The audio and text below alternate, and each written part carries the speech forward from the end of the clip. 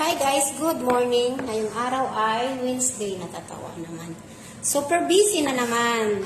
Kaya ito na niluluto ko, ipakita ko sa inyo ha. Ayan, nakapagluto ako ng lasagna. Ayan siya, nagagawa ng salad. Ayun siya, tingnan yung ginagawa niya. Tapos, okay, ito. Ayan. Napakalaking torque namin. Yan siya, ang laki ng turkey namin. Yan mamayang gabi yung dinner namin. Tapos ito yung patata na may carrots with mushroom. Ito naman, kalabasa with, ano ba to sa Ingles? Bean sprout?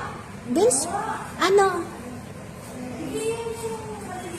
Basta maliliit na, maliliit na cabbage. Yun na yan. Sprout, ano yan?